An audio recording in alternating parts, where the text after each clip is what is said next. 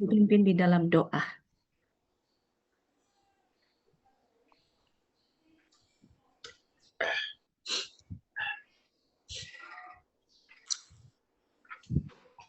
Silakan Ibu Florensa untuk bisa pimpin Saya, dalam doa pembukaan. benar ya. Baik, kita sama-sama berdoa. Bapa yang baik, segala puji syukur, hormat, kemuliaan hanya bagimu, sebab Engkau Tuhan, Allah dan Bapa kami yang setia. Penyertaan-Mu sempurna hingga saat ini. Terima kasih Tuhan, pagi hari ini kami akan mengikuti ekskul Yunani 1 yang Kau tolong kami, berikan kami kemampuan untuk menyerap materi ini Tuhan, juga Engkau memberkati dosen kami. Terima kasih Tuhan, kami serahkan waktu sepenuhnya kepada Tuhan, dan kami memberikan waktu kepada Pak dosen. Terima kasih Bapa, dalam nama Yesus, kami serahkan seluruh kegiatan belajar kami hari ini. Haleluya, amin. Terima kasih Bu Florensa. Ya Bapak Ibu, hari ini kita pertemuan pertama untuk ekskul Yunani 1. Ya, sesuatu yang baru ya Bapak Ibu. Untuk kita yang sudah eh, belajar Ibrani, kita sekarang akan belajar Yunani. Kami persilakan kepada Bapak Erikson, Bapak. Waktu dan ruang kami serahkan. Tuhan Yesus memberkati. Oke, baik. Terima kasih Bu Ayu. Salam Bapak Ibu. Selamat siang. Salam sejahtera bagi kita semua. Ya, terima kasih buat Bapak Ibu yang hadir dalam pembelajaran bahasa Yunani ya Bapak Ibu ya. Ya, saya ingatkan ya, memang bahasa Ibrani itu sangat susah dalam belajar. Tapi kalau saya katakan bahasa Yunani ini jauh lebih susah ya Bapak Ibu ya. Tantangan yang baru lagi gitu ya. Wah ini udah bahasa Ibrani aja udah pusing 7 keliling. Ini tambahlah pusing lagi nih kan gitu ya. Tapi Bapak Ibu satu hal kita belajar kita belajar pelan-pelan dan kita ulang-ulang gitu ya Bapak Ibu ya. Karena memang agak rumit dan saya kira teman-teman di sini ada yang alumni dan angkatan eh, advance sudah belajar bahasa Ibrani sedikit ya dalam perjanjian baru ya dan sudah tahu cara membacanya sebagian ya. Kalau teman-teman yang dari advance apakah ada di sini? Ada Pak. Ada. Oh ya, Ada ya. saya Pak. Oh Pak Timothy kan sudah bisa ya, sudah belajar bahasa. Ibu Lois juga sudah Louis. belajar Yunani ya. Ya Bu Naomi ya. Naomi dan yang alumni itu ya sudah belajar. Ini yang baru teman-teman kita mulai dari awal ya cara membaca gitu ya dan sejarah singkatnya gitu ya Bapak Ibu ya. Baik, kita akan langsung belajar ya. Saya akan share screen.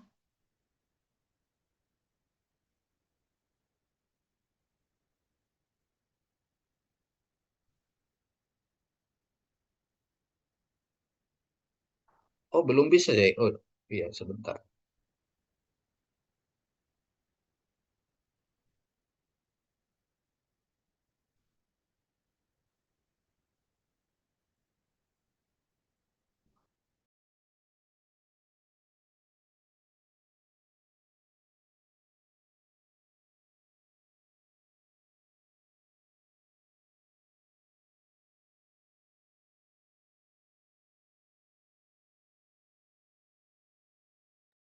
Udah kelihatan ya Bapak Ibu ya? Sudah Pak. Sudah Pak. Kurang besar Pak. Ya di slideshow Pak.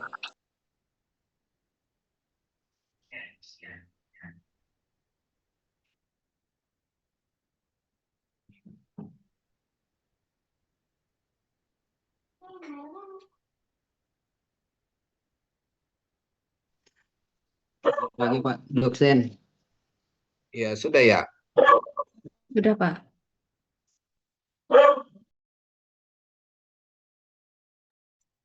Oke, kita belajar mengenai bahasa Yunani atau Kini Eliniki ya. Oke, kita belajar secara apa ya? Kita mempelajari secara singkat ya pendahuluan. Bahasa Koine Yunani atau kini Elliniki merujuk kepada bentuk bahasa Yunani yang dipakai pada masa pasca klasik ya, sekitar tahun 300 sebelum Masehi sampai 300 Masehi. Nama-nama lain bahasa ini adalah bahasa Yunani Iskandaria, Yunani Helenistik, atau Yunani umum, atau bisa dikatakan juga Yunani Perjanjian Baru ya. Bahasa Yunani kuno ini hanya penting bagi bangsa Yunani karena merupakan bahasa umum pertama yang juga merupakan moyang bahasa Yunani Domitik, namun karena pengaruhnya sangat besar bagi perkembangan kebudayaan dunia barat dan fungsinya sebagai lingua franca daerah Laut Tengah, bahasa kuno ini juga merupakan bahasa yang dipakai untuk menulis kitab Perjanjian Baru ya. Bahasa Yunani kuno ini di samping bahasa Latin merupakan sebuah bahasa penting di Kekaisaran Roma ya. Bahasa Yunani adalah salah satu bahasa tertua di dunia yang sudah berkembang dan digunakan ratusan bahkan ribuan tahun sebelum kekristenan. Dan bahasa ini juga salah satu merupakan bahasa sastra terbaik di antara bahasa-bahasa kuno lainnya ya. Jadi bahasa Yunani ini adalah bahasa sastra terbaik, salah satu bahasa sastra terbaik ya. Bahasa Yunani kuno sebagai dialek umum digunakan oleh para tentara Alexander Agung. Ketika negara-negara Yunani yang bersekutu di bawah Makedonia menaklukkan dan mengkolonisasi dunia yang diketahui, bahasa ini dipertuturkan dari Mesir sampai ke perbatasan India. Ya.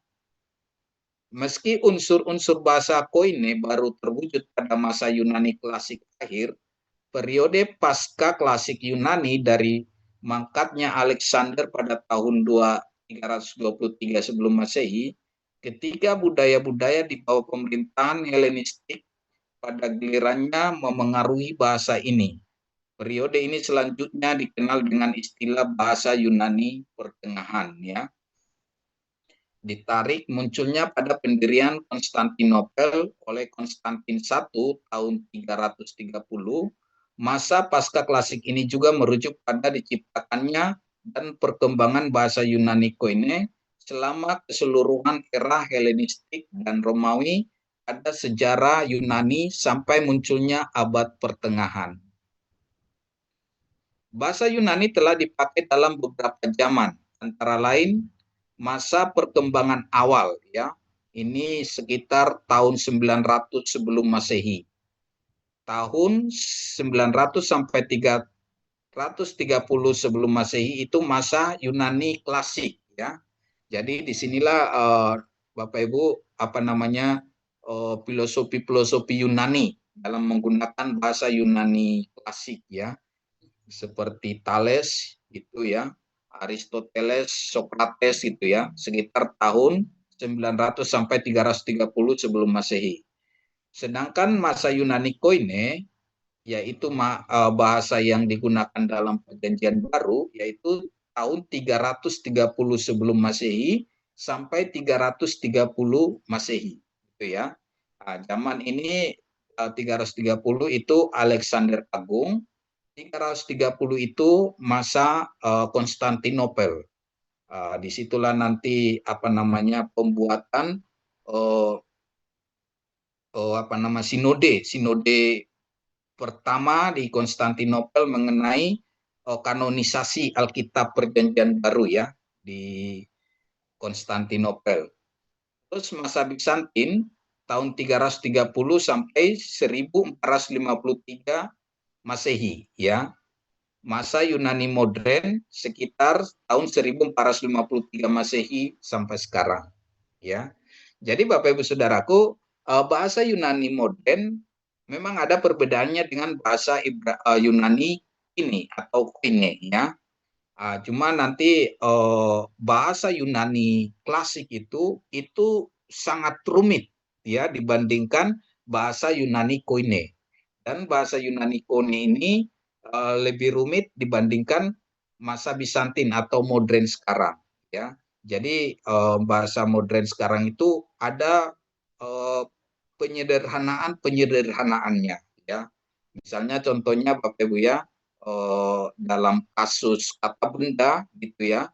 Misalnya ada kasus nominatif, ada akusatif, genetif, dan datif gitu ya, sama vokatif gitu ya. Itu ada 5 kasus ya. Tapi di bahasa modern sekarang itu hanya digunakan 3, yaitu nominatif, akusatif, dan genetif. Sedangkan datif dan vokatif tidak digunakan lagi gitu ya. Jadi ada penyederhanaan untuk Yunani modern sekarang. Istilah kini atau koine ya, dalam bahasa Yunani artinya adalah umum. Jadi arti koine atau kini itu adalah umum ya. Sebuah istilah yang sebelumnya juga pernah digunakan oleh beberapa ilmuwan kuno untuk merujuk ke beberapa jenis bahasa Yunani. Sebuah mazhab ilmuwan seperti Apollonius Discolus dan Aelius Herodinus menggunakan istilah koine untuk merujuk kepada bahasa Proto-Yunani. Sementara yang lain menggunakan istilah ini untuk merujuk ke sembarangan bentuk lisan bahasa Yunani yang berbeda dengan bahasa tertulis. Ya. Ketika koine secara bertahap berkembang menjadi bahasa kesusastraan, beberapa orang membedakan menjadi bahasa Yunani Helenik sebagai bahasa sastra, masa pasca klasik, dan koine sebagai bahasa lisan yang populer. Sedangkan yang lain lebih suka menggunakan istilah dialek Iskandaria atau Peritis Alexandreu dialektu ya. Untuk merujuk koine, istilah dialek Iskandria ini sering dipakai oleh para pakar klasik modern ya. Oke.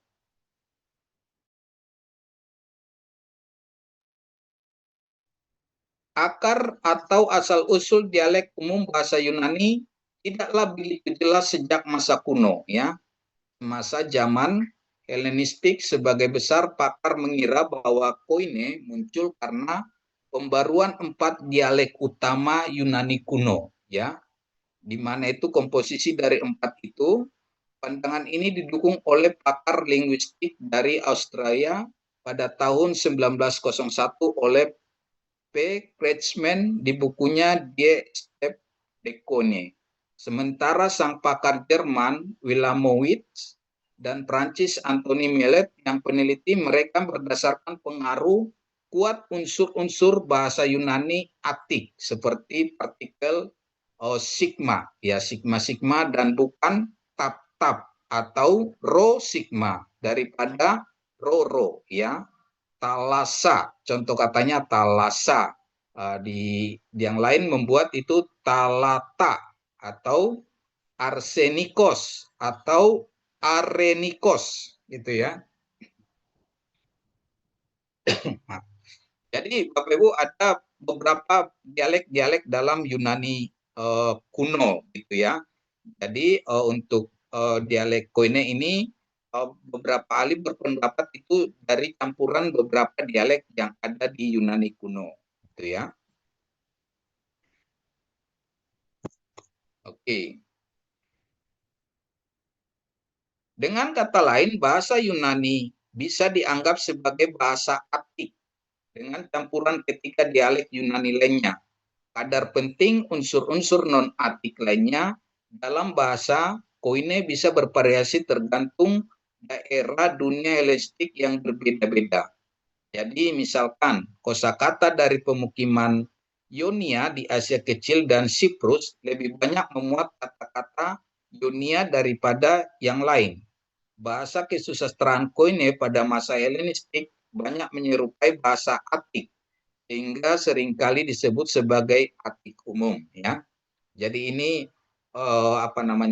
sekedar sejarah ya Bapak Ibu ya, supaya Bapak Ibu memahami asalnya ya. Bahasa Yunani yang merupakan bahasa asli Perjanjian Baru, Injil orang Kristen, yang memiliki sejarah yang panjang sejak abad ke-13 sebelum Masehi hingga masa kini, ya.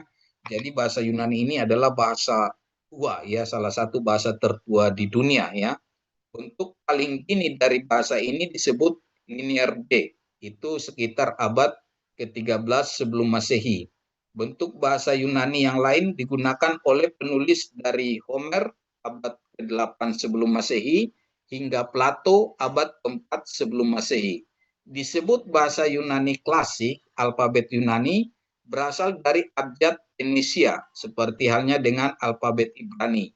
Bahasa Yunani klasik memiliki aneka ragam dialek dengan 3 dialek utama, yaitu Dorik, Eolik, dan Ionik, gitu ya. Raja Philip dari Makedonia menaklukkan Athena di abad ke-4 sebelum Masehi. Putranya Alexander Agung mengembangkan kebudayaan dan bahasa Yunani di daerah jajahannya. Alexander berbicara dalam dialek Attik, cabang dari dialek Ionik, dan dialek inilah yang berkembang. Dialek ini juga digunakan oleh penulis Athena kenamaan, ya. Saat itu permulaan dari abad Helenistik, ya. Jadi zaman Alexander Agung lah bahasa Yunani Koine ini berkembang. Karena pada zaman itu Alexander Agung menguasai seperempat dunia, itu ya Bapak Ibu, ya. Jadi dia menhelenistik semua daerah-daerah jajahannya, ya. Oleh karena bahasa Yunani berkembang dan bertemu dengan bahasa-bahasa lain, bahasa ini berinteraksi satu sama lain. Hal ini menyebabkan adanya adaptasi bahasa yang dewasa ini dikenal sebagai bahasa Yunani Koine, ya.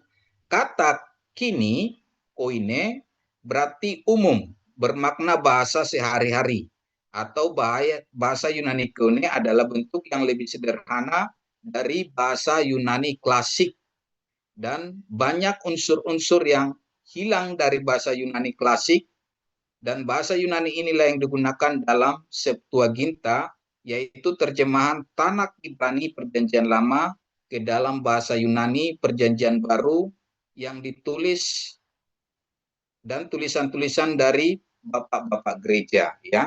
Jadi Bapak Ibu Saudaraku, kita belajar bahasa ini, bahasa Yunani ini, karena memang Alkitab kita Perjanjian Lama juga ditulis dalam bahasa Yunani, itu ya, namanya Septuaginta. Oke. Pada abad ketiga sebelum Masehi, Tanakh Ibrani atau naskah Perjanjian Lama Ibrani, ya, Tanakh itu Torah, Nepiim, dan Ketubim, ya. Jadi kita Perjanjian Lama, Torah, Nepiim, dan Ketubim. Pada abad ketiga pada 3 abad sebelum era Yesus, Tanakh Ibrani atau naskah Perjanjian Lama berbahasa Ibrani sudah diterjemahkan ke dalam bahasa Yunani dan dikenal nama latinnya Septuaginta, ditulis dengan angka 70 karena diterjemahkan oleh sekitar 70 orang Yahudi berbahasa Yunani di Yunani, ya, Alexandria, Mesir. Septuagint atau Septuaginta ini dalam bahasa Yunaninya, Ibraninya Yunani, ya, he metaprasis ton hebdomikonta, atau istilah dalam bahasa Ibrani disebut Targum Hasipiim. Artinya terjemahan dari 70. Septuaginta baru muncul atau dipergunakan pada zaman Bapak Gereja Agustinus dari Hippo tahun 354 sampai 430 Masehi, ya. Jadi ada referensinya Bapak Ibu Saudaraku, ya. The Canon Debate Hendrickson publish 2002 halaman 72. Jadi Bapak Ibu Saudaraku, ya, kitab Perjanjian Lama atau Tanakh itu diterjemahkan ke bahasa Yunani. Jadi itulah yang pertama kali terjemahan Tanakh diterjemahkan ke bahasa asing, yaitu bahasa Yunani, ya.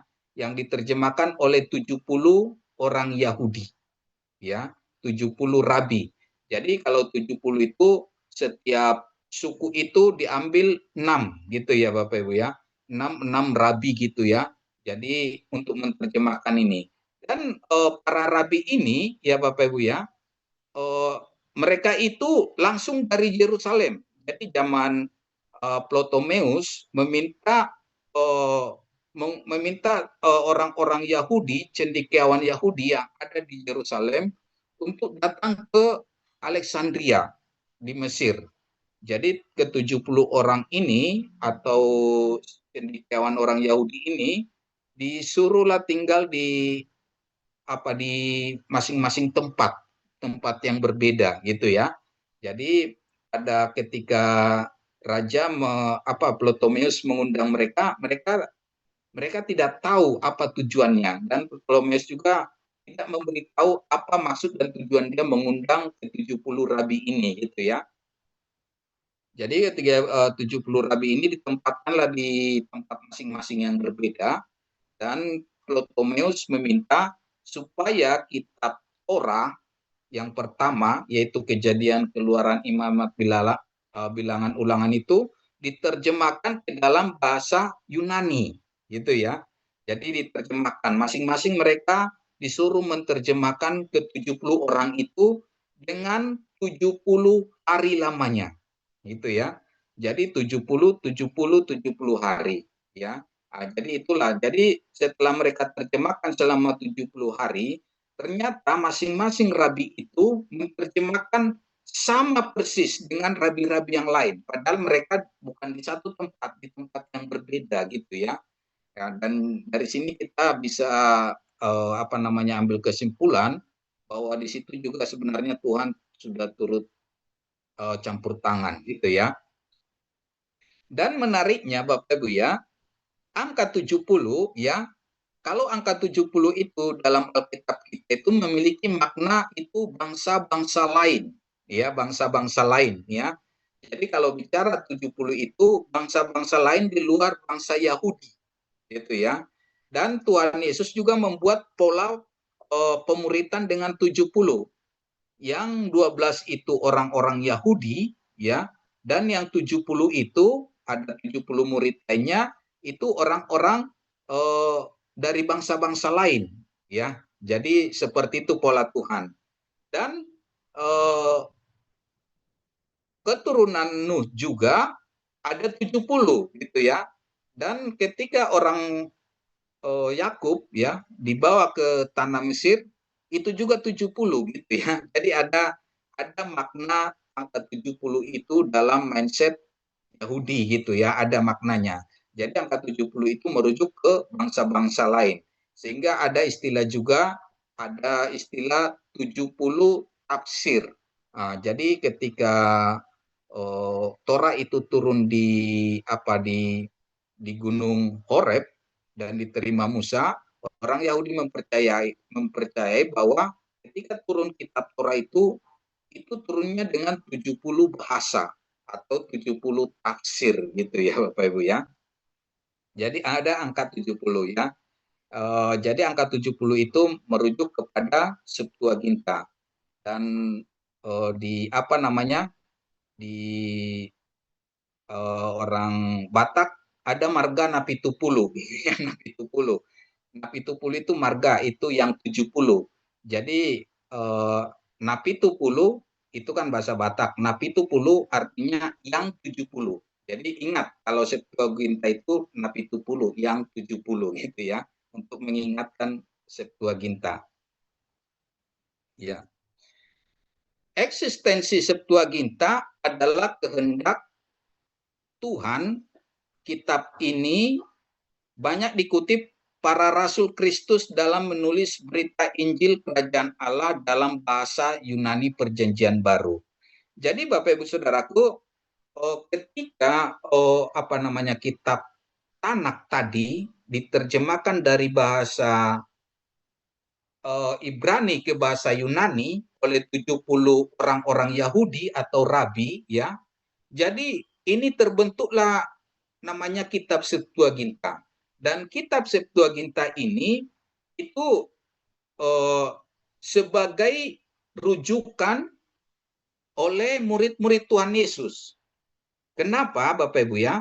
Karena ketika sudah ada muncul Septuaginta ini, kitab berbahasa Ibrani itu tidak ada lagi, tidak ditemukan gitu ya, atau tidak didapatkan. Entah kenapa itu kita tidak tahu. Apakah orang-orang Yahudi menyembunyikan kitab mereka itu di mana, kita tidak tahu. Sehingga yang digunakan abad ketiga sebelum Masehi itu sampai zaman Tuhan Yesus adalah Septuaginta. Itu ya, atau Alkitab Tanak yang berbahasa Yunani. Sehingga ketika Tuhan Yesus mengajar dan rasul-rasul juga mengajar, rujukannya itu Perjanjian Lama itu kitab Septuaginta. Itu ya. Jadi setelah digunakan ini Septuaginta ini selama sekitar dari abad ketiga sebelum Masehi zaman Tuhan Yesus, dan murid-murid juga menggunakan Septuaginta ini, sehingga dari Septuaginta ini terbentuk Perjanjian Baru, yaitu kitab Perjanjian Baru berbahasa Yunani. Sekitar abad ke-7, orang Yahudi Rabinik menerjemahkan Septuaginta ini ke bahasa Ibrani lagi.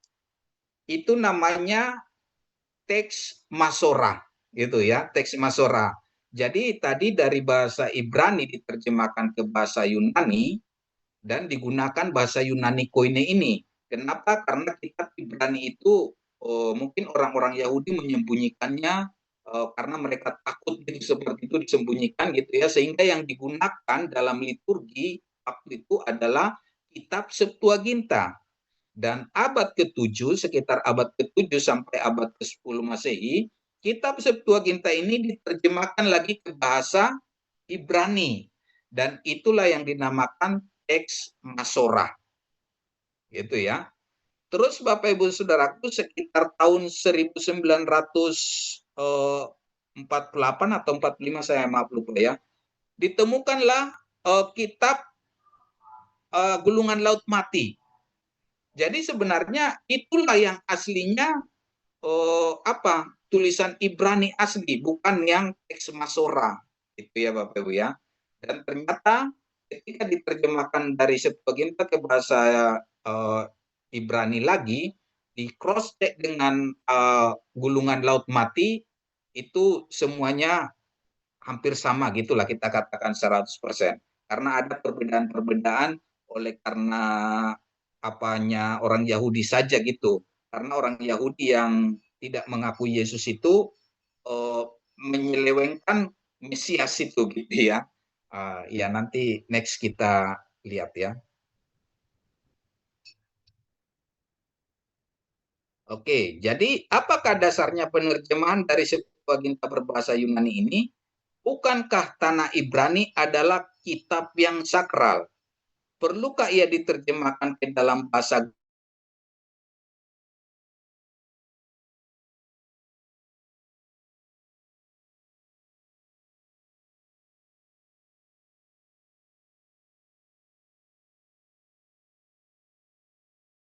itu atau kitab Tanakh itu, mereka sebenarnya tidak rela diterjemahkan ke bahasa Goyim, karena mereka menganggap orang Yahudi ini, mereka itulah yang adalah orang, yang lain itu adalah anjing gitu ya Bapak Ibu ya, hampir mirip dengan orang Cina gitu ya, yang mereka anggap orang itu adalah orang Cina, orang yang lain bukan dianggap orang gitu ya. Jadi seperti itu. Jadi mereka sangat tidak bahkan kalau kita baca dalam Perjanjian Lama itu, orang-orang yang orang-orang Goyim yang tidak orang-orang di luar Israel itu tidak boleh masuk ke bait suci. Itu tidak boleh, sangat tidak diperbolehkan ya. Jadi yang menjadi pertanyaan, apa dasarnya orang-orang Yahudi ini ya, rabi-rabi tadi yang dipanggil dari Yerusalem itu ke Alexandria untuk menerjemahkan kitab Tanakh ini ke bahasa Yunani gitu ya. Nah, jadi segala sesuatu orang Yahudi itu melakukan harus berdasarkan kitab Torah, harus ada dasarnya. Kalau mereka tidak ada dasarnya, mereka tidak akan berani, gitu ya. Lebih baik mereka mati daripada melanggar itu. Itulah prinsip orang Yahudi. Tapi memang ada dasarnya gitu ya Bapak Ibu ya. Literatur Yahudi Megillah 9a menceritakan pandangan para rabi tentang penerjemahan ini ya. Ini saya rangkum ya dari tulisan rabi ya. Para rabi mengizinkan tulisan pada tepilim, tali sembayang, dulu baru tali sembayang ya. Dulu belum kitab, belum kitab Torah. Tali sembayang itu mezuzah pada tiang pintu rumah selain ditulis dalam bahasa Aram, boleh ditulis dalam bahasa Yunani. Gitu ya. Jadi ada namanya tepilim, tali sembayang itu kan ada ditulis di situ satu ayat itu semah itu ya. Itu boleh ditulis dalam bahasa Aram dan bahasa Yunani ya. Gemara bertanya, bagaimana para rabi kita mengizinkan ini? Tidakkah itu tulisan sehubung dengan filogoni atau mezuzot? Ya, dalam Ulangan 6 ayat 6 menunjukkan bahwa bahasanya bisa berubah, maka gulungan kitab Taurat dapat ditulis dalam bahasa apapun. Dan para rabi kami diizinkan menulis dalam bahasa Yunani juga. Sekali lagi Gemara bertanya, karena Gemara itu perdebatan para rabi ya. Jadi sebelum mereka membuat satu aturan, mereka memperdebatkan gitu ya. Seperti misalnya dalam DPR kita, sebelum membuat suatu aturan yang akan dilegalisir, itu diadu argumen dulu gitu ya, nggak asal dibuat, ada argumen dari praksi ini setuju, dari praksi ini nggak setuju gitu, adu argumen itu ya.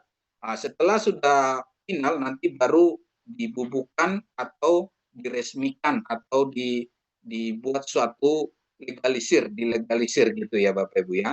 Demikian juga dalam orang-orang Yahudi ketika membuat suatu keputusan, mereka ada namanya gemara. Gemara itu diskusi adu argumen ya. Bahkan dalam diskusi adu argumen ini mereka ribut habis-habisan tapi tidak bermusuhan gitu ya. Tidak membidatkan gitu ya. Jadi mereka itu berdebat itu dengan satu tujuan mencari kebenaran. Mereka berdebat, berdiskusi, satu tujuan mencari kebenaran. Beda dengan kita. Kalau kita berdebat mencari pembenaran gitu ya, kita merasa benar gitu ya, sehingga kita membela habis-habisan kebenaran kita, padahal itu tidak benar. Tapi orang Yahudi beda. Mereka berdebat dengan tujuan mencari kebenaran, bukan pembenaran. Jadi kebenaran itu di atas segalanya. Itu ya.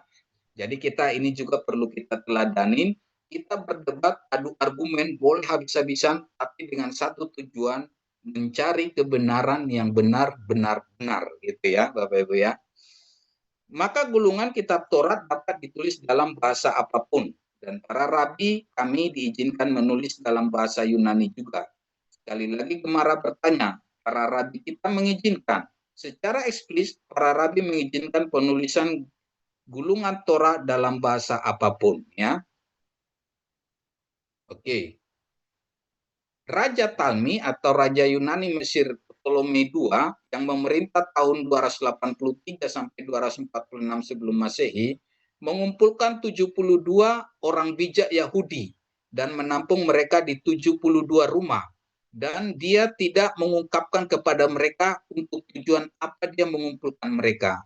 Raja Talmi ini mengunjungi mereka masing-masing dan berkata kepada mereka, tuliskan untukku Torah Musa, guru kalian, dan yang lainnya pada satu terjemahan. Maka guru-guru Yahudi itu secara mandiri membuat terjemahan bahasa Yunani dari pembacaan literal teks 13 tempat untuk menghindari kesalahpahaman yang akan menghasilkan oleh terjemahan. Supaya jangan ada kesalahan ini, interpretasi dari konsep dan pengajaran seperti disebut di atas, terjemahan ini dikenal dengan sebagai Septuaginta atau dalam bahasa Ibrani Targum Hasipiim, artinya translation of the 70, ya Targum ya. Targum itu terjemahan. Targum terus dalam bahasa Arab itu tarjamah. terjemah. Di bahasa Indonesia menjadi terjemahan. Jadi kata terjemahan dalam bahasa Indonesia itu asalnya dari bahasa Ibrani. Ya. Bahasa Indonesia menyerap dari bahasa Arab menyerap dari bahasa Ibrani. Namanya targum, dari kata targum. Ya. Targa, ya targum itu bentuk plural, ya bentuk jamak. Misna mengutip yang dikatakan oleh Rabban Simon bin Gamaliel, ya, sehubung dengan gulungan kitab Torah, para pemimpin Yahudi mengizinkan kitab suci mereka ditulis dalam bahasa Yunani. Rabi Abahu mengatakan bahwa Rabi Yohanan berkata, alakah sesuai dengan pendapat Rabi Simon dan Gamaliel, dan Rabi Yohanan berkata, apa alasan pendapat Rabban Simon bin Gamaliel? Ia mendasarkan pendapat pada kiasan dalam Torah seperti yang dinyatakan dalam Kejadian 9 ayat 27, ya. Dikatakan Allah meluaskan kiranya tempat kediaman Yafet dan hendaklah ia tinggal dalam kemah-kemah Sem. Menunjukkan bahwa bahasa dari Yafet akan ada di kemah-kemah Sem. Bahasa Yunani yang merupakan identitas bangsa Yunani dan salah satu keturunan Yafet juga akan berfungsi sebagai bahasa suci di kemah Sem tempat Torah dipelajari, ya. Jadi dalam perdebatan tadi, Bapak Ibu Saudaraku, mereka mencari argumen yang mendukung bahwa kitab tanah ini bisa diterjemahkan. Ternyata ada dalam Kejadian 9, gitu ya Bapak Ibu ya. Baik, kita lanjutkan.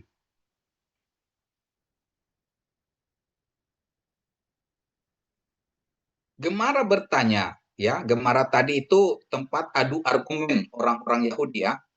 Dapatkah dikatakan bahwa bahasa Gomer dan Magog akan berfungsi sebagai bahasa suci karena mereka juga adalah keturunan Yafet dalam Kejadian 10 ayat 2. Gemara menjawab bahwa kata Rabi Iya Baraba ini adalah alasan seperti ada tertulis Allah akan memperluas Yafet, ya. Nah, sekarang kita melihat kata Yafet, ya. Yafet itu Yafet itu artinya dia membuka dari akar kata sores patah, p, ta, p, tet, tab dan he, ya. Kata tersebut secara etimologis mirip dengan istilah Ibrani untuk kecantikan, yopi, ya, yod, p, dan yod. Ada hirik yodnya. Maka ayat ini mengajarkan bahwa Ainu te imam diktip Yafet Elohim leyapat yap yutu sel yepet yehe beolsem. Menjadi bagian kita keindahan literatur Yafet oleh Allah, kecantikan dari Yafet akan ada di Kemasem, dan bahasa Yunani adalah bahasa yang paling indah, Yopi, ya, dari bahasa keturunan Yafet. Jadi kata Yafet itu asal katanya itu dari kata Yopi. Yopi itu artinya cantik, ya. Kenapa? Karena bahasa Yunani ini adalah bahasa yang cantik, ya, bahasa yang indah, sehingga sastrawan Yunani, bahkan filosofi Yunani menggunakan bahasa ini, gitu ya Bapak Ibu ya. Jadi inilah dasarnya bahwa Yafet itu cantik. Jadi Alkitab diterjemahkan ke dalam bahasa Yunani itu akan cantik, akan indah, gitu ya. Nanti Bapak Ibu kalau kita mendalami baru kita menyadari, oh ini rupanya alasannya kenapa Tuhan memperkenankan kitab Perjanjian Baru ditulis dalam bahasa Yunani, gitu ya. Ini rupanya Tuhan memperkenankan Alkitab anak diterjemahkan ke bahasa Yunani yaitu Septuaginta karena bahasa ini bahasanya indah, gitu ya. Jadi Bapak Ibu, ketika Anda Bapak Ibu belajar bahasa Yunani ini, Bapak Ibu juga akan semakin indah, ya, semakin cantik, gitu ya. Artinya semakin cantik di hadapan Tuhan, begitu ya maksudnya ya Bapak Ibu ya. Oke.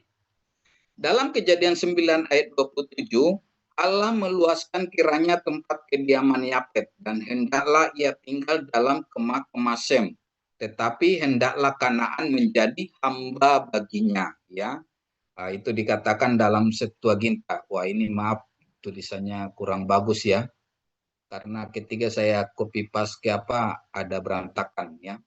Nanti bisa diperbaiki, kita perbaiki. Oke.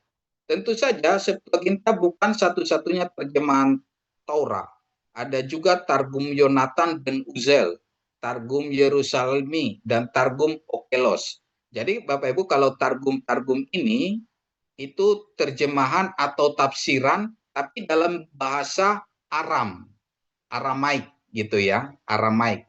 Karena seperti yang tadi saya jelaskan bahwa ketika pasca pembuangan dari Babel, orang Yahudi itu berbahasa sehari-hari itu bahasa Aramaik gitu ya. Sehingga kitab Torah atau Tanakh yang dalam bahasa Yunani diterjemahkan ke dalam bahasa Aramaik, namanya Targum ya. Targum Yonatan, ada Targum Yerusalmi, ada Targum Onkeslo atau Targum Onkelos, terjemahan Onkelos, ditulis oleh Onkelos, seorang kafir Romawi yang bertobat menjadi penganut Yahudi. Dia adalah saudara ipar dari Kaisar Romawi Titus yang menghancurkan Bait Allah kedua yang memerintah pada tahun 7981 Masehi ya. Jadi bait suci itu Jenderal Titus menghancurkan itu tahun 70. Ya, habis semua ya.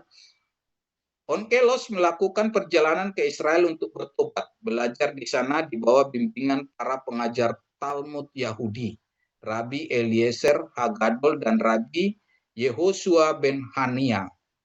Pada akhir periode bait suci kedua, menurut Rashi, terjemahan ini sebenarnya adalah bagian dari Torah lisan yang diberikan kepada Musa di Sinai. Dengan demikian, meskipun terjemahan, namun Targum Onkelos memiliki status wahyu kenabian Musa. Targum Onkelos bukan terjemahan harfiah dari kitab Torah, tetapi juga mengandung penafsiran terhadap Torah. Maka para guru Talmud mensyaratkan bahwa Targum Onkelos harus dipelajari bersama, bukan sebagai ganti atau untuk melengkapi pemahaman kitab Torah dalam bahasa Ibrani. Jadi Bapak Ibu Saudaraku, di sini kita lihat orang Yahudi itu juga sebenarnya bukan eksklusif kali. Mereka juga terbuka pada perkembangan-perkembangan di dunia luar gitu ya. Mereka tidak menganggap mereka itu yang paling benar selalu, tidak. Tapi mereka juga terbuka. Buktinya ada ini si Onkelos ini, orang kafir ini, dia bertobat, mereka terima gitu ya. Demikian juga kita lihat dalam silsilah Tuhan kita Yesus, ada 4 perempuan yang bukan orang Yahudi, masuk juga ke orang Yahudi gitu ya, masuk dalam silsilah. Jadi artinya orang Yahudi itu juga mereka terbuka kepada yang baik, kepada pembelajaran yang baik. Oke, kita lanjut. Oleh sebagian orang Yahudi, karena Septuaginta menggunakan bahasa Yunani yang tidak serumpun dengan bahasa Ibrani atau rumpun Semitik, dan akan ada kemungkinan makna-makna yang terkikis dibandingkan para kitab Taurat bahasa asli Ibrani. Bahasa apabila ada, maka itu tentu menjadi kesalahan yang besar terhadap isi firman Tuhan. Bahkan mungkin sama seperti kesalahan Israel ketika membuat patung anak lembu emas, maka untuk hal itu setahun sekali mereka melakukan puasa sebelum fajar petang pada tanggal 10 dan pada bulan Tepet atau bulan 10 itu Asara Bet Epet ya. Puasa ini dilakukan bersama untuk memperingati pengepungan Yerusalem oleh Nebukadnezar II dari Babel pada tanggal 10 bulan 10 pada tahun ke-9 pemerintahan Yedekia tahun 588 sebelum Masehi. Nebukadnezar Raja Babilonia memulai pengepungan Yerusalem. 18 kemudian pada tanggal 17 Tammuz pada akhir tahun ke-11 pemerintah Yedekia 586 sebelum Masehi, pasukan Nebukadnezar menerobos tembok kota. Pengepungan berakhir dengan menghancurkan bait suci yang pertama oleh Salomo. 3 minggu kemudian, yaitu pada tanggal 9 bulan Ab, Tis'a Ba'ab, ya. Jadi Bapak Ibu Saudaraku ya, hari-hari ini kan ada istilah ini, Tis'a Ba'ab, yang merupakan akhir dari kerajaan Yehuda, disusul dengan pembuangan orang Yahudi ke Babel, ya. Oke. Oke, sekarang kita belajar alfabet ya Bapak Ibu ya. Sebelum kita ke sini, apakah ada pertanyaan?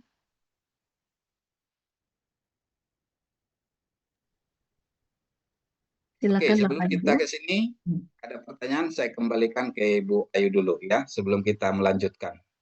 Karena kita sejarah ini saya lihat bisa ada yang tidur ini kan gitu kan. Oke, silakan. Sudah ada yang bertanya Bapak, silakan Bapak Darius. Mohon maaf ya, mudah-mudahan teman-teman tidak mengetawakan saya karena saya sangat awam. Saya bukan teolog soalnya dan bukan evangelis yang belajar. Saya dari umum. Tadi di halaman 12 itu tertulis bahwa ada 72 rabi. Di halaman 12 yang tadi Bapak tayangkan. Tetapi di yang pertama itu disebut 70. Itu yang benar yang mana Pak sebenarnya? Mohon maaf ini saya nanya kayak gitu. Saya kalau ini kurios saya Pak itu, penasaran Oke. supaya tidak salah. Oke, baik Pak Darius ya. Angka 70 dan 72 itu ada namanya, nanti kita belajar itu mengenai gematria gitu ya. Gematria kalau 70 dia sekalipun dia nanti 71 atau 72, dia pembulatannya ke bawah seperti itu ya. Oke, Jadi nanti oke. ada sistem penghitungan nilai gematria dalam penafsiran. Itu ada 3 nanti penghitungan nilai gematria. Jadi kalau misalnya ada nanti kalau dia 100 atau dia nanti 1111 atau 1111 atau 1111, itu bisa rujukannya menjadi 1 gitu. Jadi Paham, ada paham, Pak. nanti peristilahan seperti itu ya Pak Darius ya. Ya, Jadi ya saya harus 72. clear sejak awal Pak supaya Oh nanti iya. mengikutinya lebih enak.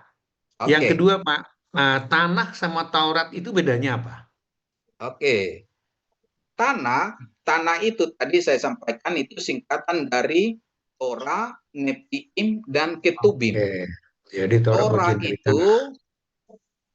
kelima kitab Musa, sedangkan Nepiim itu tulisan-tulisan nabi-nabi, Ketubim itu tulisan-tulisan kudus. Tulisan-tulisan kudus itu seperti Mazmur, Amsal gitu ya.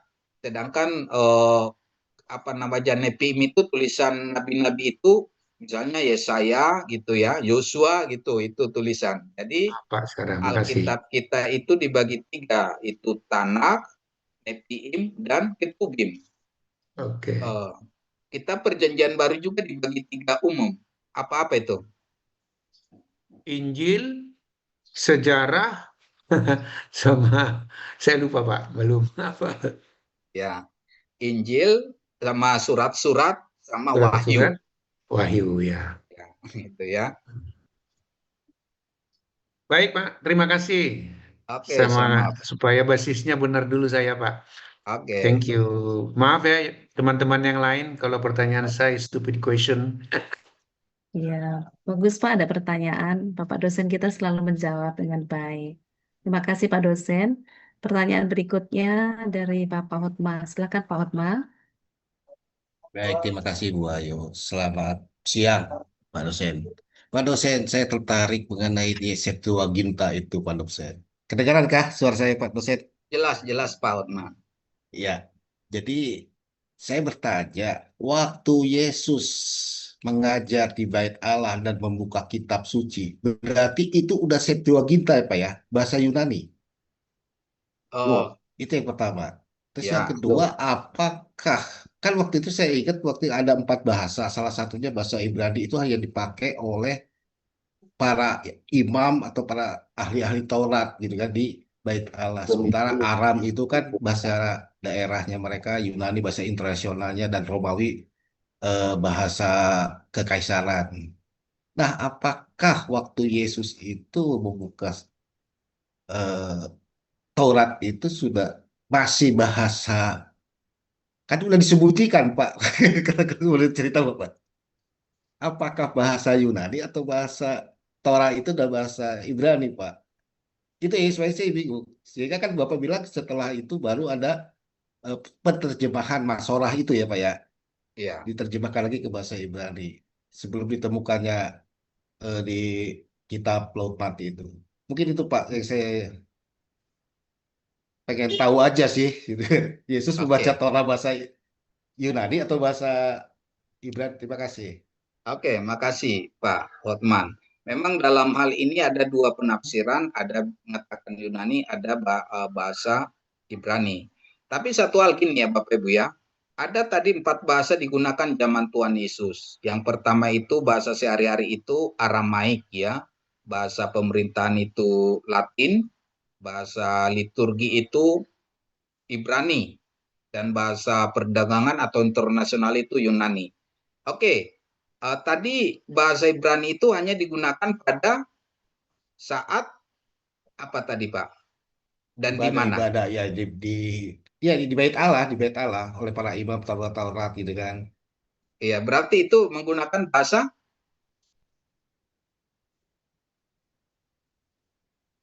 Ya kalau di ibadah, makanya saya tanya Pak. Karena dari Liturgi. cerita yang Bapak itu, ketika saya dari setelah kita jadi dipakai bahasa Yunani, kan itu hilang Pak. Kan itu kan iya, disembunyikan nih. iya. Taurat-Taurat yang berbahasa Ibrani. Mm-mm. Jadi otomatis waktu Yesus ada di situ, dia membaca berarti, oh yang sudah disembunyikan apakah? Karena setelah itu Oke. baru ada Masorah kan Pak, dari Iya, betul, terjemahan dari betul. Yunani ke Taurat itu. Iya. Tapi dalam bahasa liturgi itu bahasa Ibrani ya. Nah, ketika Tuhan membaca itu, memang ini ada dua penafsiran. Kalau kita menjelaskan dari sisi bahasa asli Yunani, dia itu menggunakan kata biblio atau buku. Sementara kalau untuk kitab Tanakh itu bukan buku, tapi dia gulungan, ya. Jadi kalau diartikan secara apanya, yang digunakan di situ adalah buku, bukan Buku. gulungan. Kalau Ya. berarti kalau dia buku itu merujuk ke Septuaginta. Tapi kalau dia merujuk kepada gulungan, dia merujuk ke bahasa Yunani Ibrani.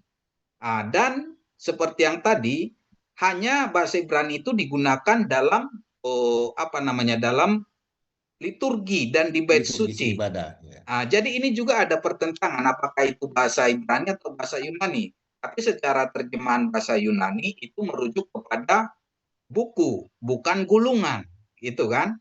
Tapi ada juga mengatakan kan itu kan bahasa Ibrani itu hanya digunakan di liturgi, pasti itu digunakan itu gitu ya. Jadi kalau ada pendapat ini dengan pendapat ini nanti kita adu gemaran nanti di tempat lain ya Pak Hotman ya. Ya, ya, ya. Terima kasih Pak. Gak apa-apa. Jadi seperti itu. Iya, iya, iya. Terima kasih Pak. Terima Oke kasih. sama, makasih. Terima kasih. Terima kasih Pak Hotma. Berikutnya Bapak Silfredo, pertanyaan ketiga. Silakan Pak. Terima kasih Bu Ayu. Suara saya kedengaran Bu? Jelas Pak, jelas. Silakan. Puji Tuhan. Selamat pagi Pak Erikson, dosen bahasa Yunani. Iya, selamat pagi Pak Pendeta, Pak Gen. Tadi kita bahas berbagai bahasa Yunani yang ada pada saat dari periode zaman demi zaman itu ya. Nah yang saya mau tanya Pak, ketika Septuaginta itu dinyatakan sebagai tulisan daripada isi Alkitab, apakah itu penulisannya dalam bahasa Yunani klasik atau bahasa Yunani Koine? Itu aja yang jadi pertanyaan. Karena saya punya pemikiran ini ada masa-masa yang diberikan oleh Bapak tadi, ada masa perkembangan, terus ada masa Yunani klasik, masa Yunani Koine, lalu masa Bejaitun, terus juga ada masa modern. Tapi yang saya interpretasi saya ada 2 poin tadi itu Pak, masa Yunani klasik atau masa Yunani Koine. Itu Pak. Jadi pertanyaannya ketika Septuaginta itu ditulis oleh 70-an orang Yahudi untuk mengungkapkan tentang Alkitab itu kira-kira mereka menggunakan Septuaginta itu larinya ke 2 poin ini atau yang terakhir yaitu masa modern. Itu Pak. Itu aja pertanyaannya Pak. Terima kasih Pak dosen. Oke, makasih Pak Alfredo. Ya, jadi seperti tadi dalam sejarah ya, bahasa Yunani klasik itu berakhir sekitar abad ketiga sebelum Masehi. Abad ketiga sebelum Masehi juga mulailah muncul Alexander the Great ya. Alexander Agung, the Great Alexander itu dia menjadi raja dan dia menggunakan bahasa Yunani Atik tadi, dan bahasa Yunani Atik tadi itu koine ya, bahasa kini ya, koine. Jadi bahasa Yunani koine ini digunakan oleh Alexander Agung. Sementara ketika Ptolemeus ini adalah jenderalnya Alexander. Jadi ketika Alexander mangkat atau meninggal di usia muda, ada 3 jenderalnya itu ya. Jadi ketiga jenderal ini membagi kekuasaan sama rata ya di antara kerajaan Yunani itu ya. Jadi Ptolemeus ini dia mengambil bagian di daerah Alexandria, gitu ya, di Alexandria. Jadi dialah yang meminta supaya rabi-rabi yang di Israel atau yang di Yerusalem dimintanya untuk datang ke Alexandria. Karena pada zaman itu Ptolemeus ini sangat cinta perpustakaan, sangat cinta buku gitu ya. Dia mau membangun perpustakaan besar di Alexandria. Tapi dia ingin memasukkan kitab Tanakh ini masuk dalam perpustakaan dia. Tapi kalau dibaca dengan bahasa Ibrani itu tidak mengerti. Sedangkan orang-orang Ibrani yang ada di Alexandria juga tidak memahami lagi bahasa Ibrani gitu ya. Sehingga dimintanya dari Yerusalem ada 72 orang untuk datang ke Alexandria, dan seperti yang tadi ditempatkan di 72 kamar itu dengan berbeda-beda, dan dia meminta untuk diterjemahkan. Jadi terjemahan Septuaginta itu adalah terjemahan dari Yunani Koine ya.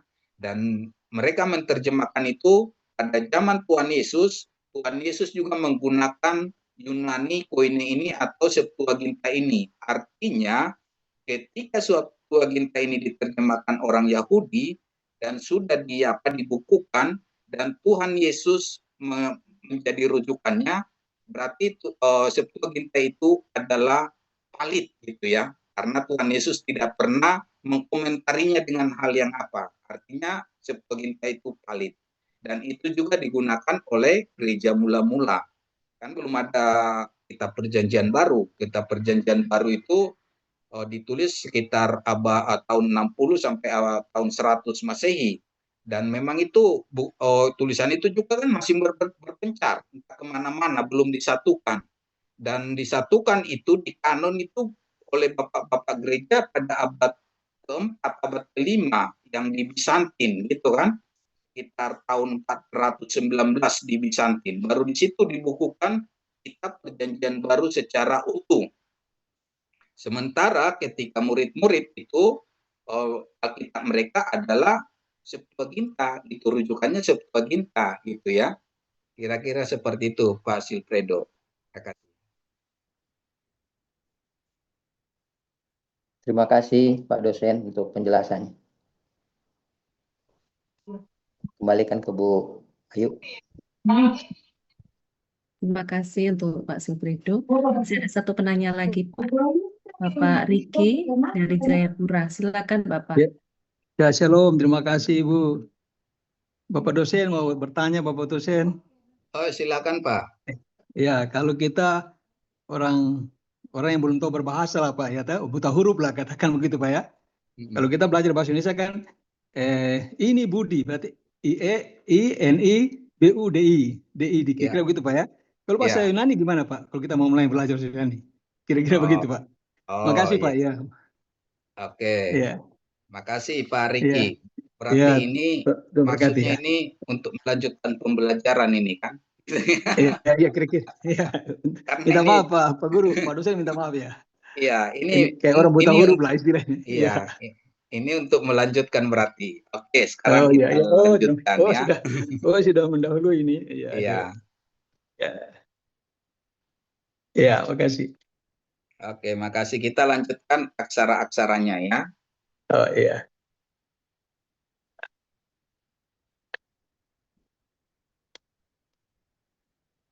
Oke, belajar bahasa Yunani alfabet ya.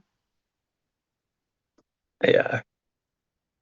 Ketika kita belajar bahasa baru, salah satu hal penting yang harus dipelajari ialah alfabetnya. Kita tidak akan bisa memahami satu bahasa secara menyeluruh tanpa mengetahui dasar-dasarnya. Dan alfabet adalah hal penting yang sangat membantu kita dalam memahami dasar bahasa ini ya. Sebenarnya sebelum kita belajar aksara atau huruf Yunani, kita sudah belajar huruf Yunani ini sebenarnya di SD. Ya kan, di SMP dan SMA. Ada beberapa mata pelajaran yang sering kita menemukan aksara Yunani ini, ya, antara lain misalnya matematika dan sains. Banyak menggunakan huruf alfabet Yunani sebagai simbol. Misalnya yang sangat terkenal yaitu pi, gitu ya. Ada pi, yang ini, yang diapakan nanti seperti ini ya Bapak Ibu ya, pi. Itu 3,14 atau 22/7, yang berarti jumlah delta, yang berarti perubahan dan masih banyak lagi. Astronomi juga banyak menggunakan huruf Yunani, misalnya alpha diberikan untuk bintang terbesar ya, beta untuk nama bintang terbesar kedua dan seterusnya. Demikian juga dalam ilmu komputer ya, menggunakan alfabet ini juga ya. Oke, kok kelewatan. Ilmu komputer juga menggunakan banyak huruf terutama dalam pengkodean. Itu ya Bapak Ibu ya. Jadi saya agak, karena besar apa saya buat, jadi ada ketutup gitu ya Bapak Ibu ya. Jadi banyak yang ketutup dalam membaca. Jadi saya harus geser-geser gitu ya. Oke. Alfabet atau abjad ya, bahasa Yunani memiliki 24 huruf ya. Sebenarnya masih ada huruf-huruf lain, tapi itu zaman klasik ya.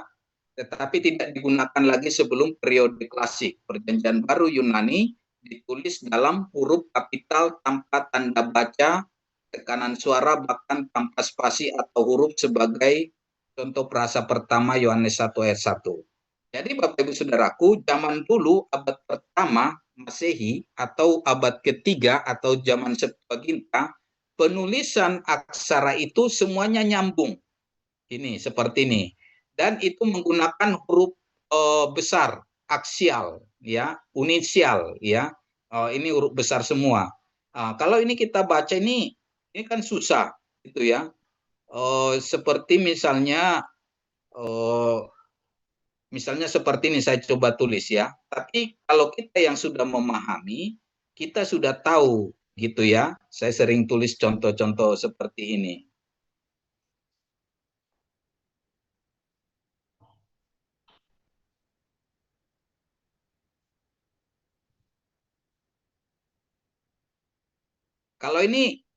Kalau tulisan ini Bapak Ibu bisa baca enggak? Bisa, Pak. Ya, silakan. Tidak, Pak. Tidak bisa. Saya makan nasi di dapur. Iya, saya makan nasi di dapur. Jadi Bapak Ibu zaman dulu itu seperti itu, enggak ada tanda koma, enggak ada spasi, enggak ada tanda tanya gitu ya. Jadi enggak ada tanda-tanda seperti bahasa Ibrani itu tadi kan, itu tidak ada nikut, tidak ada apa sama sekali gitu ya, matriks seleksionis. Jadi penulisannya seperti itu.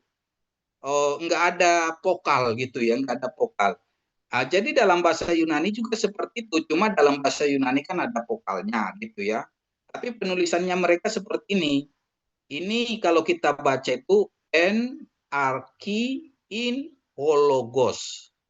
Gitu ya. Jadi di Yohanes 1 ayat 1 ini, jadi kalau diterjemahkan ditulis secara abad ke-5 atau abad ke-6 Masehi baru ada seperti ini tulisan. Ya, tulisan huruf kecil ini.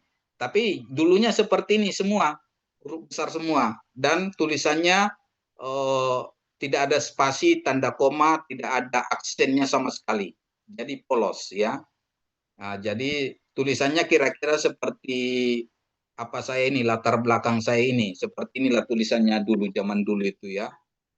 Jadi dia ditulis itu tidak ada spasinya dan penulisannya seperti huruf besar semua gitu ya.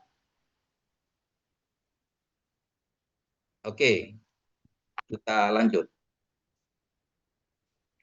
Oke, ini adalah aksara Yunani ya, aksara Yunani. Sekarang kita belajar aksara Yunani. Oke, saya mengharap teman-teman yang advance atau yang alumni boleh dibacakan supaya teman-teman kita yang belum tahu cara melafalkannya. Silakan teman-teman, salah satu teman-teman alumni atau kelas advance supaya diingat kembali. Silakan Tadi teman-teman alumni. Pak Timothy sudah siapkah? Iya, Pak. Ya, silakan Pak Timothy supaya teman-teman kita juga bisa membacanya, melafalkannya. Alfa, Ya, beta, pita ya, pita. Ya, Yawa, lama. sekta, ya, seta. Zita, Ya, seta ya, betul. Zita, Oh, zita. Evok, Ita. Oh, ini ya, Epsilon, epsilon. Cita ya, Zita, kita sama juga Ita, cita. Ita. ya, Oh, Ita. Tita,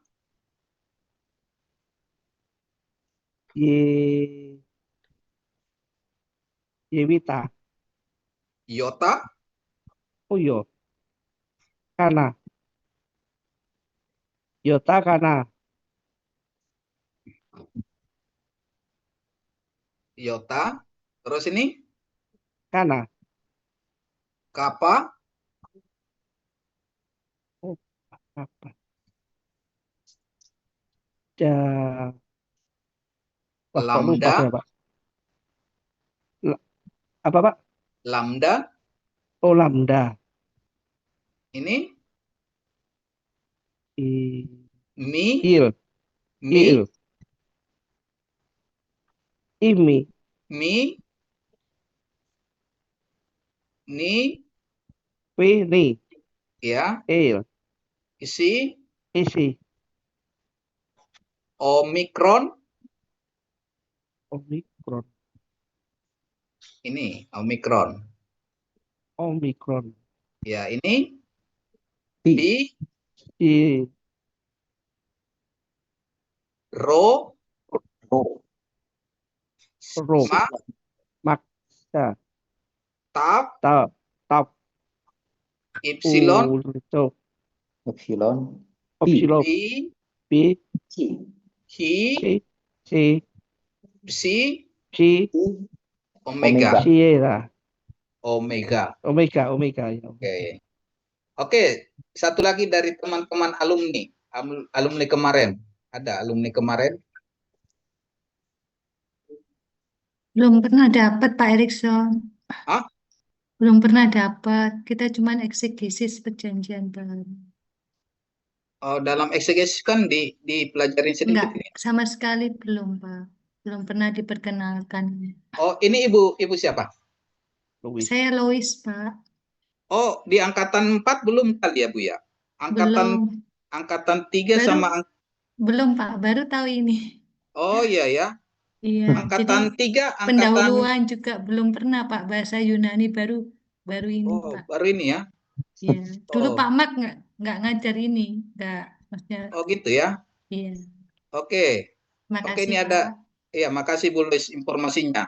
Kalau seingat saya itu angkatan 5 kalau nggak salah ya, angkatan 5 sama angkatan sekarang itu belajarin. Oke, nggak apa-apa. Oke, makasih Bu Luis ya. Jadi saya nggak apa ya. Oke, ini ada Ibu apa Pak Silpedo sama Ibu Melsa, silakan, apa mau ditanya sebelum kita lanjut. Boleh saya coba membaca, Pak dosen? Oh, silakan Bu Melsa, silakan. Alfa, beta, gamma, delta, epsilon, zeta, eta, theta, iota, kappa, lambda, mi, ni, si, Iya. omikron, pi, rho, sigma, Iya. tau, epsilon, pi, psi, omega. Oke, makasih. Pak Silfredo, silakan. Ya. Alfa, beta, gamma, delta, epsilon, zeta, eta, theta, iota, kappa, lambda, mu, nu, si, omikron, pi, rho, sigma, tau, epsilon, pi, chi, si, omega. Makasih, Pak. Oke, makasih Pak Fredo. Ini Pak Daud, silakan Pak Daud, coba.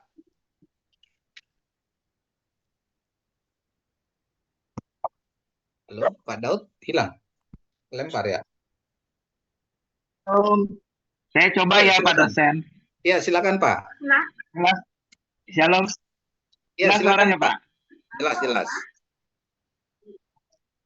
Alfa, beta, gamma, delta, epsilon, zeta, eta, theta, iota, kappa, lambda, mu, ni,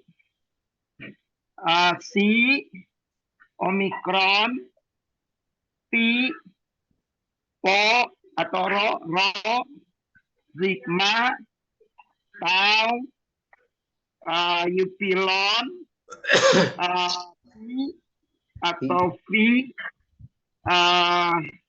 chi, terus ini psi sama sigma. Omega. Omega, sorry. Ya, omega. Ya, omega. Oke.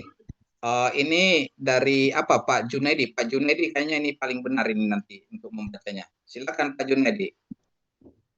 Ya, shalom Pak. Ya. Kedengaran suara saya Pak? Oh, cukup jelas Pak. Silakan. Oke. Alfa, beta, gamma, delta, epsilon, zeta, eta, iota, kappa, lambda, mut, nut, sin, omikron, pi, rho, sigma, tau, upsilon, phi, psi, besi, omega. Oke, makasih ya. Masih kurang tepat ya. Oke, baik teman-teman ya. Memang dalam pembelajaran kita di Indonesia ini ya, ini saya koreksi, yang ini dibaca ita, tapi di Indonesia dibaca eta. Jadi kita, teman-teman ini, kita menggunakan dialek dari sananya, ya, pembacaan dari sananya atau dari aslinya, ya. Jadi kita baca dari aslinya, bukan menggunakan dari kitanya, gitu ya. Oke, teman-teman perhatiin, saya akan baca supaya teman-teman mengingat kembali cara bacanya, ya. Ini alfa. Alfa. Ini apa ini kayak F dia, alfa ya. Ini vita. Victor, vita. Alfa, vita. Gamma.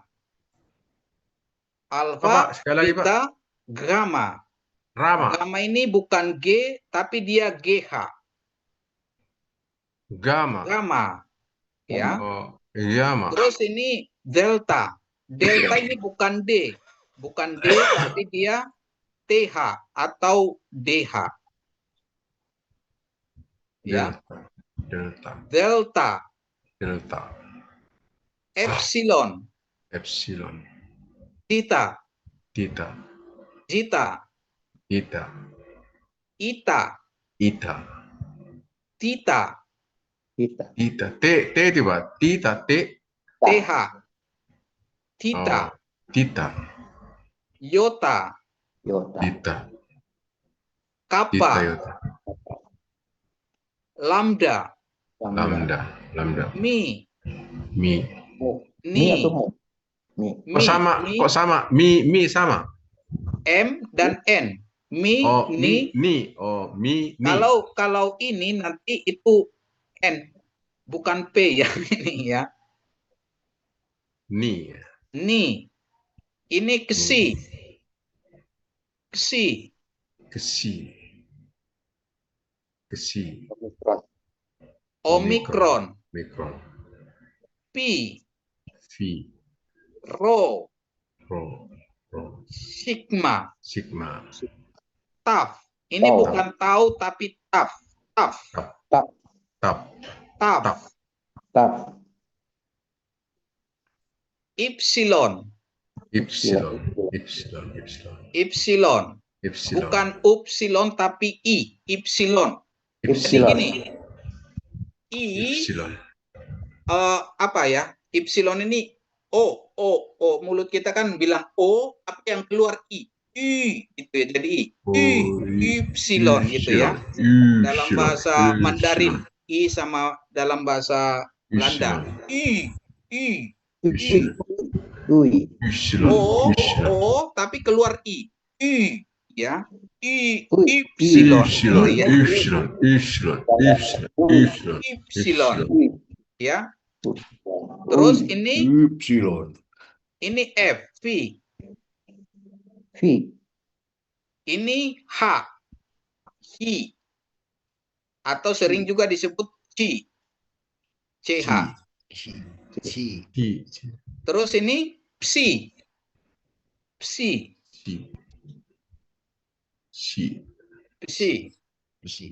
Terus ini Omega. Oke, kita ulang ya teman-teman ya, supaya dalam pembacaan juga nanti jangan sampai salah ya. Jadi ini ya. Alfa, beta, gamma, delta, epsilon, zeta, eta, theta,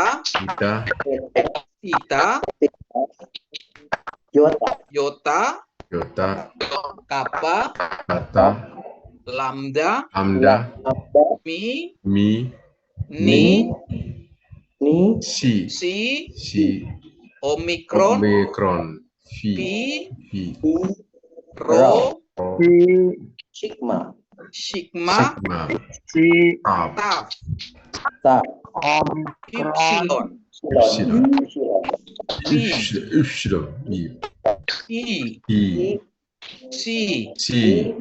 Omega. Oke, kita ulang lagi ya. Nanti teman-teman boleh di screenshot, nanti dihafal.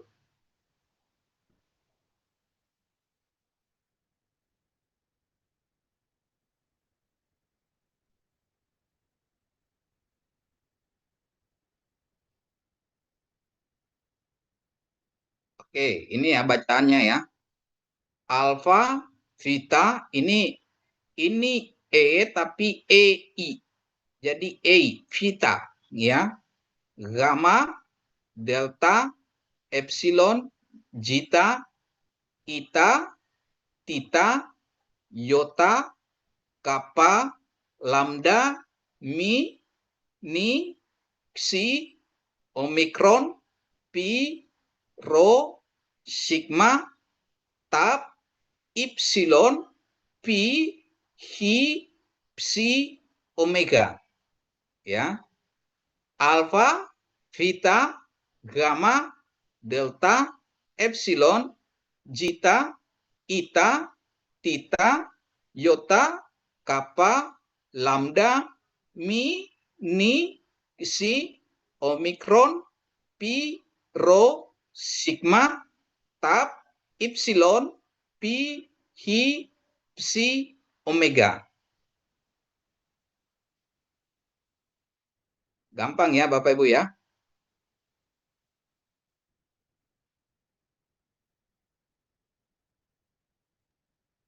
Oke, kita lanjut saja ya. Sebentar ya, sekitar 5 menit lagi ya Pak Ibu Ayu ya.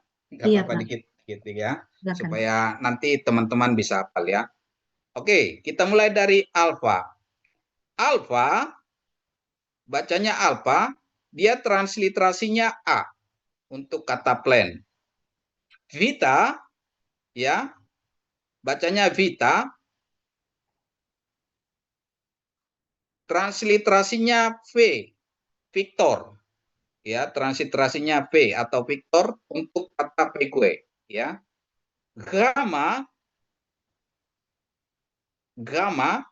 itu transliterasinya W atau G. Nanti gamma ini ya, kenapa itu? Nanti gamma kalau dia seperti ini nanti dia jadi N ya.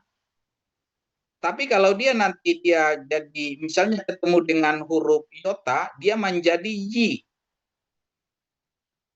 Kalau dia ketemu dengan huruf epsilon, dia menjadi Y. Dia ada perubahan nanti ketika dia digabungkan dengan aksara lain gitu ya. Delta itu transliterasinya TH. O. Ya. Epsilon itu transliterasinya jadi E. Zeta itu transliterasinya Z. Tapi nanti dia kalau di awal lebih sering disebut S. Tapi kalau di tengah dia jadi DZ. DZ atau DS ya. Nanti kita dalamin lebih dalam ya. Jadi gitu ya Bapak Ibu ya. Oke, kita cepat dikit ya. Terus Eta. Eta huruf besarnya H. Kalau dalam bahasa Inggris kan H gitu ya, H gitu ya. Eta, bacanya Ita. Transliterasinya I, ya. Theta, transliterasinya TH. Iota, transliterasinya Yo. Tapi kalau dia ketemu dengan huruf hidup, dia menjadi Y. Itu ya. Kappa, transliterasinya K, ya. Lambda, transliterasinya L. Mi, transliterasinya M, ya.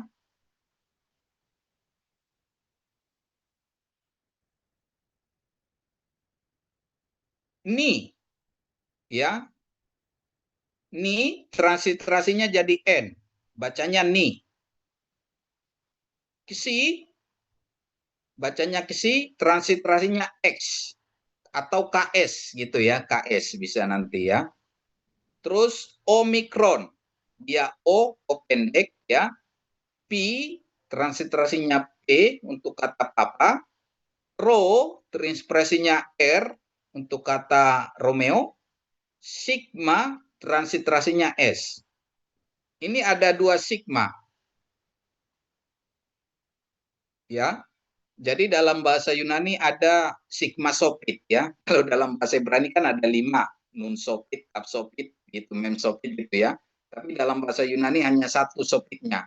Jadi ini hanya digunakan sigma yang ini hanya digunakan di akhir kata, gitu ya. Kalau di awal dan di tengah dia seperti ini. Sigma, huruf besarnya seperti ini ya.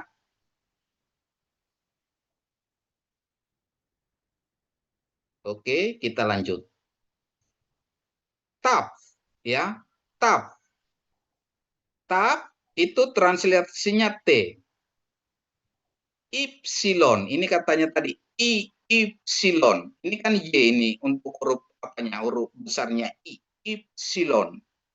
Ipsilon. I, transliterasinya I. V, transliterasinya F, panta. Hi, transliterasinya H. Psi, transliterasinya PS. Omega, omega, O. Itu ya Bapak Ibu ya. Jadi gampang ya Bapak Ibu ya.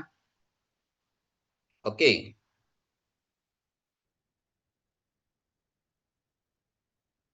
Oke Bapak Ibu ya.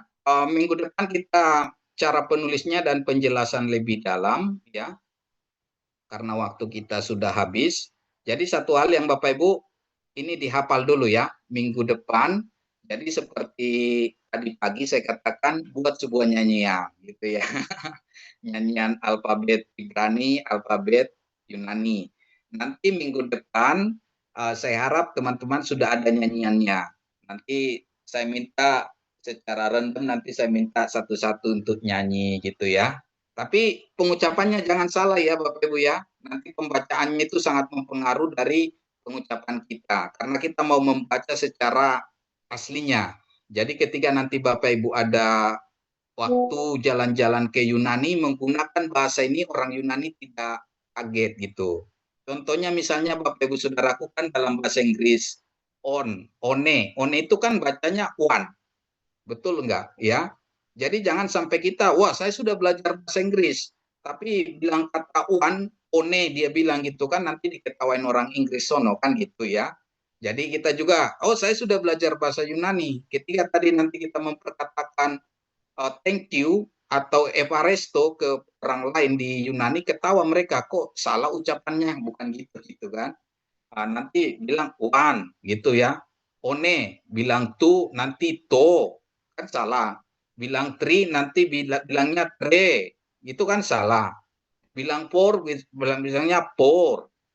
Bilang pipe bilangnya nanti dia pipe. Itu kan salah besar begitu ya Bapak Ibu ya.